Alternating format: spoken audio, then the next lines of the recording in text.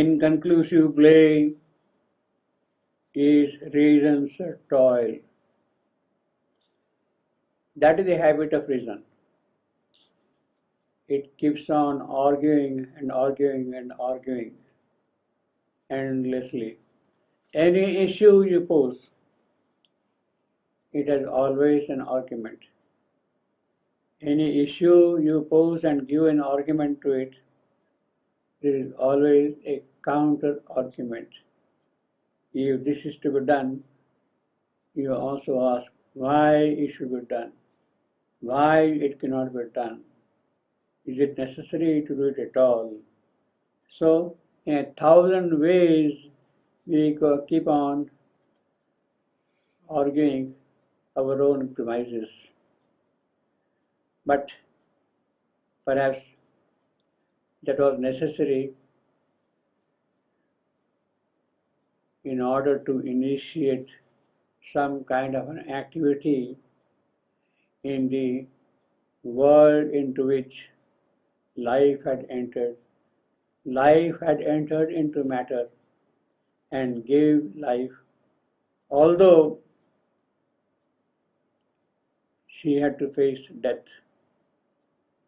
Same way, when mind entered into life in matter, it had to face the problems of life and mind, the problems of tamas, of inertia, of habits, of fixed notions of things. It had to answer. The problems of life, its vivacity, its drift, its power, its uncontrollable sweeps of things, mind had to meet. Life has a kind of an overpowering breath which will drown even mind. But it is through this still some kind of a progress has to be made, and the progress was first the arrival of the pygmy thought which is stuck to the material things, to the physical things, to the tamas, to the habits. That is the nature of the pygmy thought. Then, of course, there is the vital mind, the mind of the life force, rash intelligence, trying to do things almost in a kind of a rakshasic manner.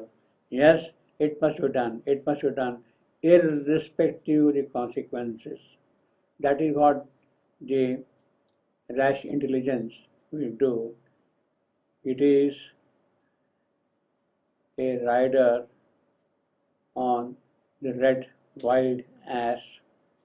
But there comes a superior power also, the power of reason, of sophistication, of sober thinking, of a kind of a tranquility in understanding things. We had therefore the tamasic nature of mind.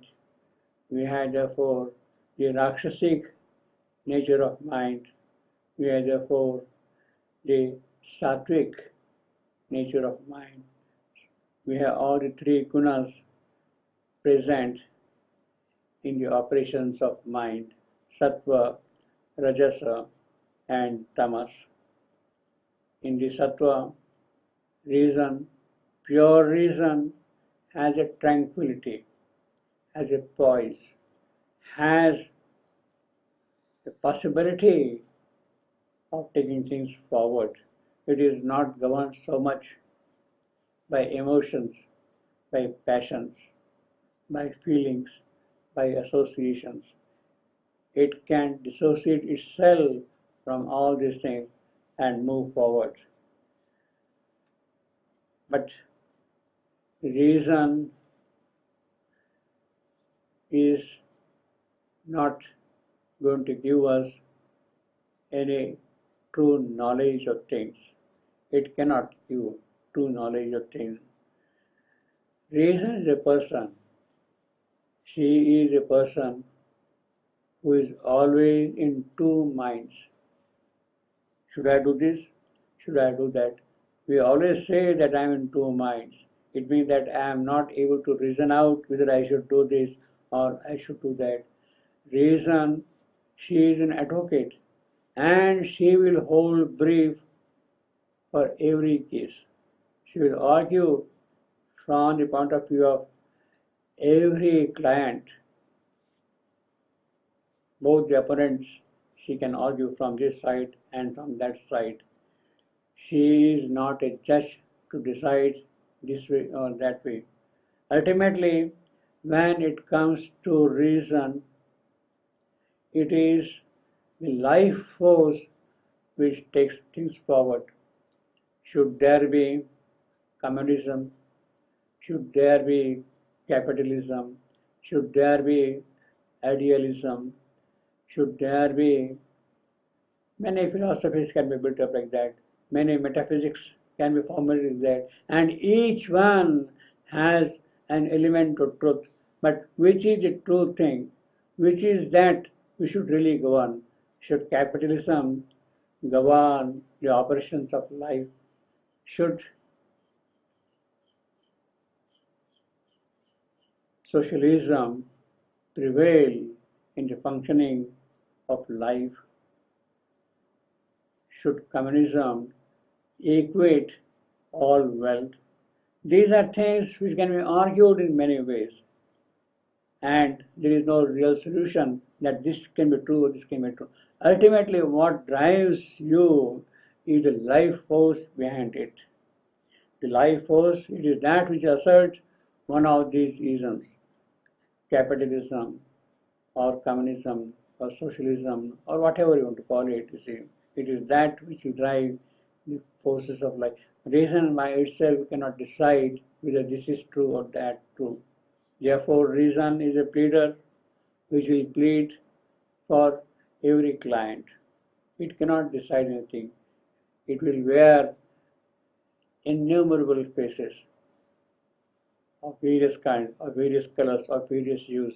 It will wear innumerable faces, and on each face there is always the turban of doubt.